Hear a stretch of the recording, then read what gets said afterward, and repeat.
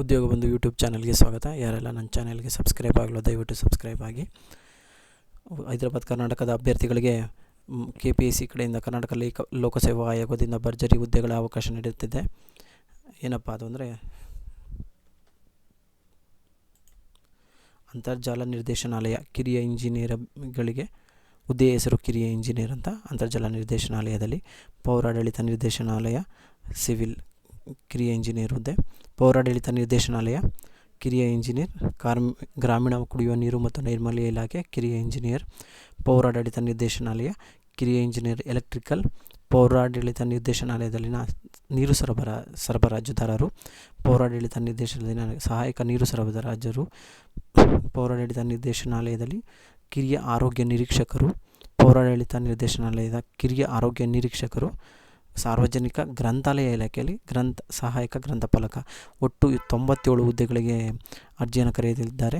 ದಿನಾಂಕ 29/4/2024 ಪ್ರಾರಂಭ ದಿನಾಂಕ, 28/5/2024 ಕೊನೆಯ ದಿನಾಂಕ. ಶುಲ್ಕ ಪಾವತಿಗೆ 28/5/2024 ಆಗಿರುತ್ತದೆ. ವಿದ್ಯಾರ್ಥಿ ಏನೇನಿರಬೇಕು ಮತ್ತು ವಯಸ್ಸು ಮತ್ತು ಫೀಸ್ ಬಗ್ಗೆ ನಿಮಗೆ ಮಾಹಿತಿನ ನೀಡ್ತೀನಿ. ಯಾರೆಲ್ಲ ಚಾನಲ್ಗೆ ನನ್ನ ಸಬ್ಸ್ಕ್ರೈಬ್ ಆಗಲ್ಲ ದಯವಿಟ್ಟು ಸಬ್ಸ್ಕ್ರೈಬ್. ಮುಂದಿನ ವೀಡಿಯೋಗಳಿಗೆ ನಮ್ಮ ಹೆಚ್ಚಿನ ಉತ್ತೇಜನ ನೀಡಿದಂಗೆ ಆಗುತ್ತೆ. ಸಾಮಾನ್ಯ ಅಭ್ಯರ್ಥಿಗಳಿಗೆ 600 ರೂಪಾಯಿ, ಪ್ರವರ್ಗ 2A 2B 3A 3Bಗೆ 300 ರೂಪಾಯಿ, ಮಾಜಿ ಸೈನಿಕ ಅಭ್ಯರ್ಥಿಗಳಿಗೆ 50 ರು, ಪರಿಶಿಷ್ಟ ಜಾತಿ ಪಂಗಡ ಕ್ಯಾಟಗರಿ 1 ಮತ್ತು ಅಂಗವಿಕಲ ಅಭ್ಯರ್ಥಿಗಳಿಗೆ ವಿನಾಯಿತಿ ಇರುತ್ತದೆ.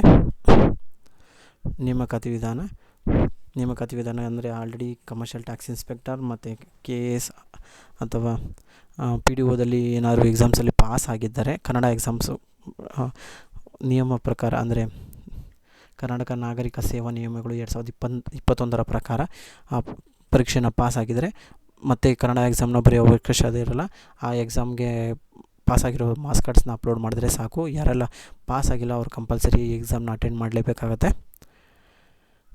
ಪತ್ರಿಕೆ 2 ಪತ್ರಿಕೆ ಇರುತ್ತೆ. ಒಂದು ಸಾಮಾನ್ಯ ಜ್ಞಾನ, ಒಂದು ಪತ್ರಿಕೆ 2 ಅಲ್ಲಿ ಮೊದಲನೇದಾಗಿ ಸಾಮಾನ್ಯ ಕನ್ನಡ 35 ಅಂಕ, ಸಾಮಾನ್ಯ ಇಂಗ್ಲೀಷ್ 35 ಅಂಕ, ಕಂಪ್ಯೂಟರ್ ಜ್ಞಾನ 30 ಅಂಕ.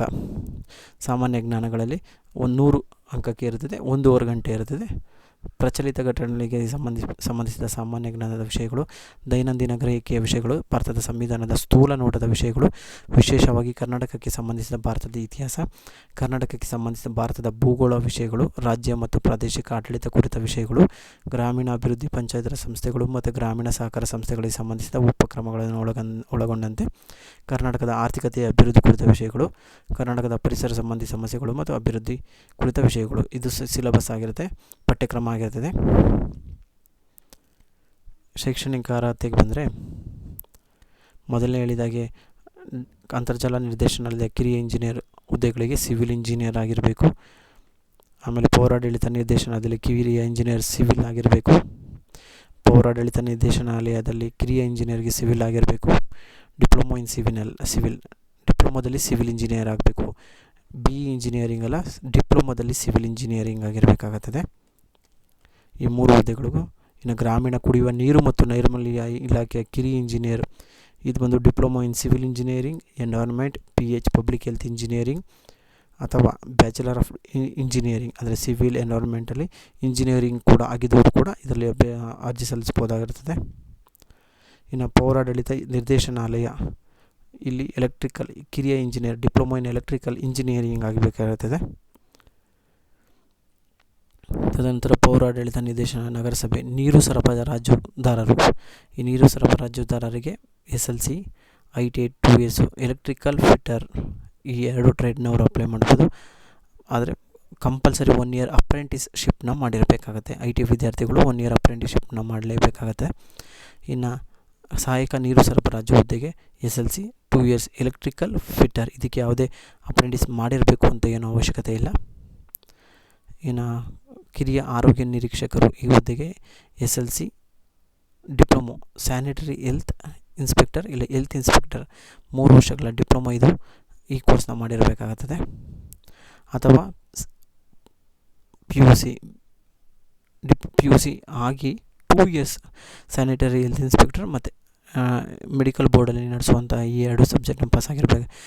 ಡಿಪ್ಲೊಮೊ 2 years ಡಿಪ್ಲೊಮೊ ಪಾಸ್ ಆಗಿರಬೇಕು. ಅದು ಯಾವ ಕೋರ್ಸ್ ಅಂದರೆ ಸ್ಯಾನಿಟರಿ ಹೆಲ್ತ್ ಇನ್ಸ್ಪೆಕ್ಟರ್ ಅಥವಾ health inspector conducted by paramedical board. ಅದನ್ನು ಬಿಟ್ಟು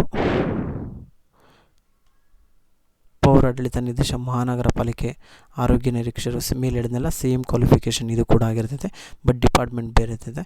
ಸಾರ್ವಜನಿಕ ಗ್ರಂಥಾಲಯ ಇಲಾಖೆಯಲ್ಲಿ ಗ್ರಂಥಪಾಲಕ ಹುದ್ದೆ, ಇದು ಬಂದು ಲೈಬ್ರರಿ ಸೈನ್ಸ್ ಮಾಡಿರಬೇಕಾಗುತ್ತದೆ, ಲೈಬ್ರರಿ ಸೈನ್ಸ್ ಆಗಿರಬೇಕು.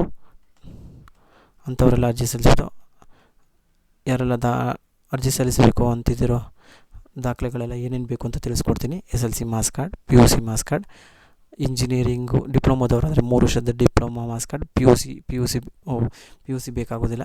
SLC ಡಿಪ್ಲೊಮಾ 3 ವರ್ಷದ ಡಿಪ್ಲೊಮಾ, ಇಂಜಿನಿಯರಿಂಗ್ ಅವರು 4 ವರ್ಷದ engineering marks card, library science ಅವರಿಗೆ ಲೈಬ್ರರಿ ಸೈನ್ಸ್ ಮಾರ್ಕ್ಸ್ ಕಾರ್ಡ್ಸ್, ಆಮೇಲೆ ಕನ್ನಡ ಗ್ರಾಮೀಣ ಸರ್ಟಿಫಿಕೇಟ್ ಇದ್ದರೆ ಕನ್ನಡ ಗ್ರಾಮೀಣ ಸರ್ಟಿಫಿಕೇಟು, ಆಮೇಲೆ ಫೋಟೋ ಸಿಗ್ನೇಚರ್, ಆಧಾರ್ ಕಾರ್ಡ್ಗೆ ಯಾವ ಮೊಬೈಲ್ ನಂಬರ್ ಕೊಟ್ಟಿದ್ದೀರೋ ಮೊಬೈಲ್ ನಂಬರ್ ಕಂಪಲ್ಸರಿ ಬೇಕಾಗುತ್ತೆ, OTP ಬರುತ್ತೆ. ಇಷ್ಟೆಲ್ಲ ದಾಖಲಾತಿಗಳು ಬೇಕಾಗುತ್ತೆ. ಅಪ್ಲಿಕೇಶನ್ ಪ್ರಾರಂಭವಾದ ನಂತರ ಅಪ್ಲಿಕೇಶನ್ ವಿಡಿಯೋ ಅಪ್ಲೋಡ್ ಹೇಗೆ ಅಪ್ಲಿಕೇಶನ್ ಹಾಕೋದು ಅಂತ ವಿಡಿಯೋ ಅಪ್ಲೋಡ್ ಮಾಡ್ತೀನಿ. ಅದಕ್ಕೆ ಸಂಬಂಧಪಟ್ಟ ಪ್ರೀವಿಯಸ್ ಇಯರ್ ಕ್ವಶನ್ ಪೇಪರ್ ಕೂಡ ಅಪ್ಲೋಡ್ ಮಾಡಿದೆ. ಯಾರೆಲ್ಲ ನನ್ನ ಚಾನಲ್ಗೆ ಸಬ್ಸ್ಕ್ರೈಬ್ ಮಾಡೋದು ದಯವಿಟ್ಟು ಸಬ್ಸ್ಕ್ರೈಬ್ ಆಗಿ.